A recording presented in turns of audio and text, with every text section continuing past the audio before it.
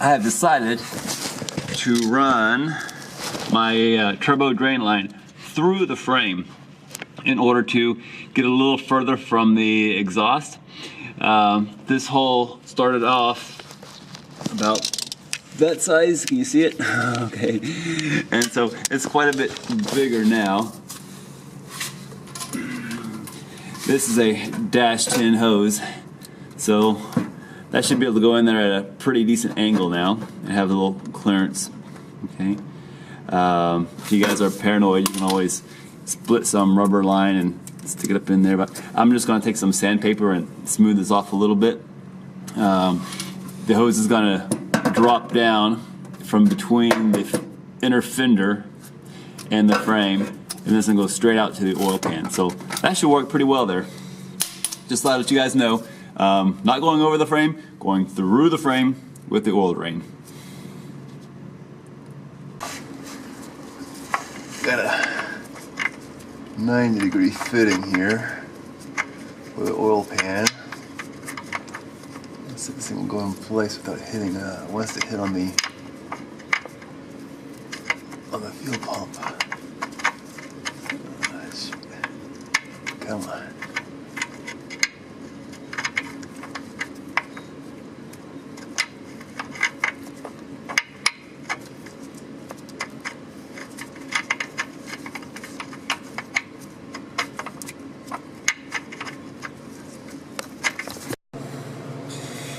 Alright, well, I am having to go with a different style 90 degrees for this oil pan, because the first one was more of a street style fitting. If you know plumbing, you know what I'm talking about.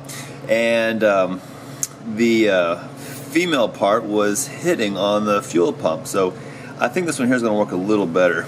$11 better. Let's see how it goes. Putting a little silicone on the threads. Silicone on the threads. Alright, it's going just barely. So let's get out the crescent wrench and we'll tighten this fitting.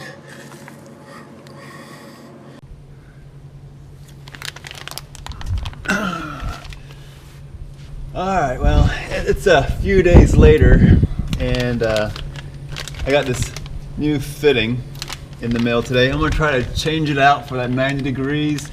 This is a 45 degree AN -10, and I'm going to see if this gives me a little bit better angle toward this braided line here. Otherwise I'm going to have to use like a 90 degree off this thing in order to avoid kinking it. So let's swap this out real quick.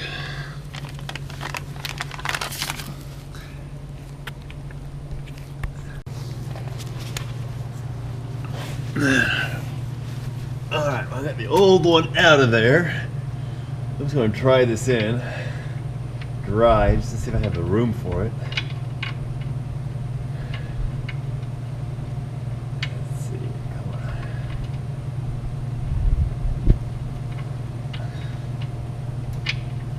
Okay, there we go. Oh, it's going to be close. Oh no. It is hitting on the fuel pump, but just barely. Gosh, so close. Alright, so anyway, my other option, of course, is to use this 45 degree brass fitting. Let's see if this will clear that fuel pump. If this clears, then I can use that straight -10 AN adapter.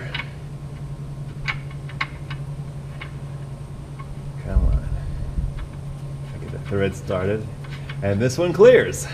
All right, well, okay, let's do that then. I'm going to take this thing back out, throw a little silicone on the threads, and then screw this thing back in for good. 45 in place, and I got clearance to the fuel pump. This is the fuel pump right there. The lift pump. Alright, so we're ready for the drain. Alright, well actually found some dash 10 hose laying around. You probably have some dash 10 hose laying around in your garage too, so I'm going to use this instead of the heater hose.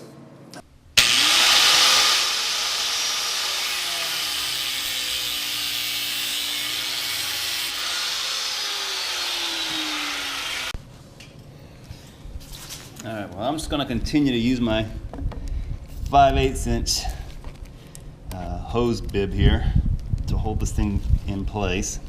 It's going to be a tight fit, but I think I can squeeze it on.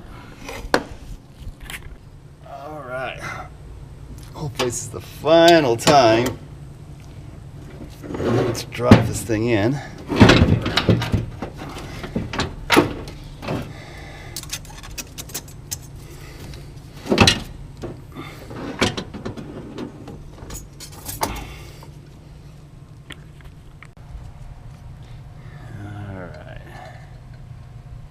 That should work pretty well right there.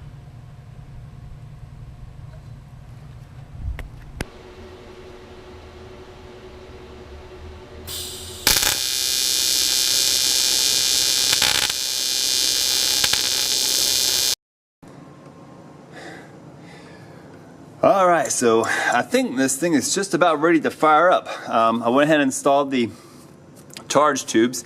I welded a small piece onto this section here to make the connection. I put a little bead of aluminum so this thing wouldn't blow off. I don't have any clamps on there right now. I just want to get this thing fired up. We'll clamp it later. Oil inlet is on. We'll be cranking it for a few seconds without the glow plugs heated up in order to make sure we have this thing pressurized before it fires. The drain line is in. Can you guys see that little worm? There, yeah, you can see the worm clamp on the drain hose. And of course it's an AN10 on the bottom. I think I still need to tighten that drain fitting. I'm glad I thought about that. So I'll tighten that lower fitting. What else? I've got an EGT installed in this exhaust header, but I don't have the gauge connected. I need a boost gauge still, a boost connection, but you know that can wait. So I think all I need is a battery, and I can fire this thing up. I don't have a lower radiator hose yet. I need to make that still. But yeah, that shouldn't keep me from firing this thing up, just so I can hear it. I want to hear it. Don't you guys want to hear it? Let's find a battery. Alright, so I need a battery. And my boat is home for the winter. So, time to yank out the Optima.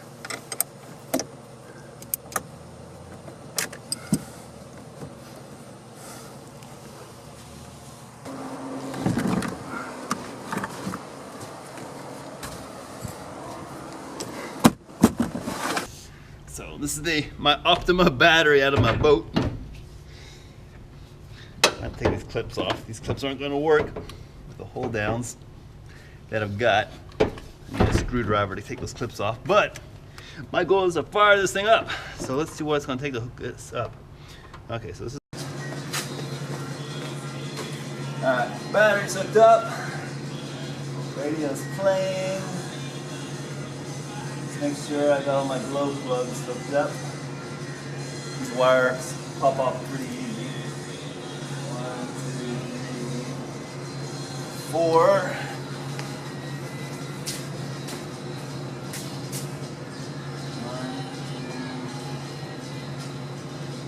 Let's get 3, 4. Good.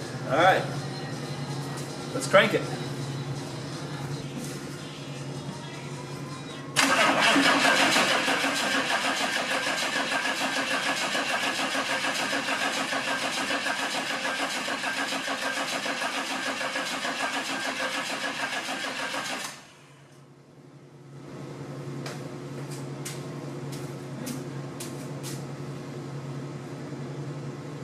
Got a little smoke over here.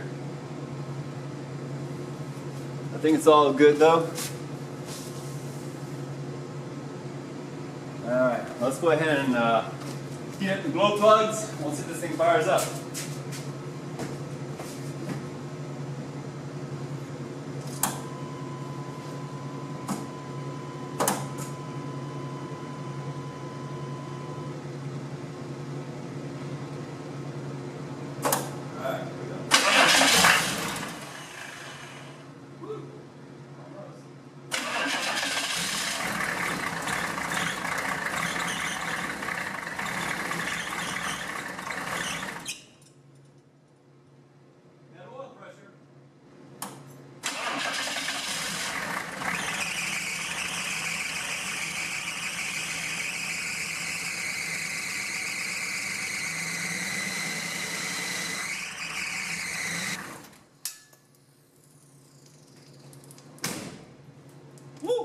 Well, I need to tighten some fan belts or something. It sounds like the alternator belt is just screaming.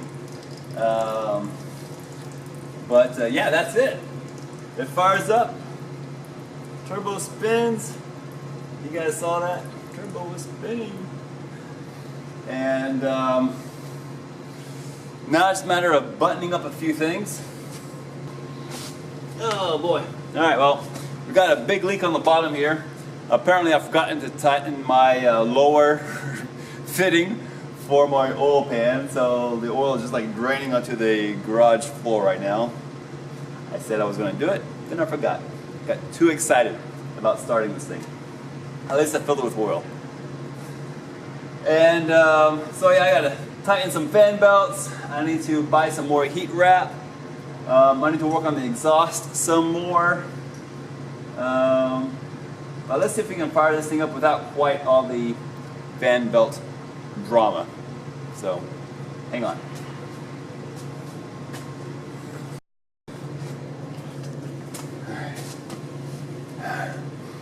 Alright, well, I'm giving it up for now. My dash 10 hose to the oil pan is like ½ an inch short of me being able to connect it properly.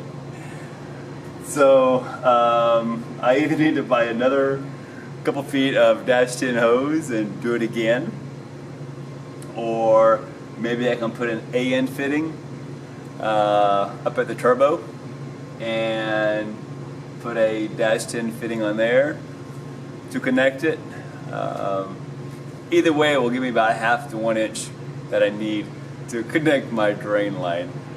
I hate that it comes down to this, but that's what it is. So anyway, you heard me fire it up, turbo spinning.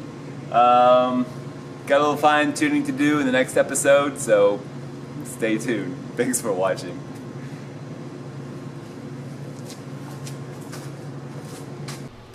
So I'm just welding this piece of tubing, ½ inch tube, to my oil drain so that I can extend the length of line without having to get a whole new piece of stainless tubing, or stainless line, braided line.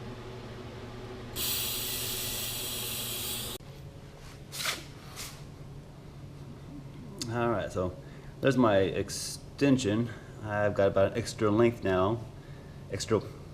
I've got about an extra 1 inch of length now, and that should reach the pan no problem. So we'll bolt this back up and drop the turbo back in.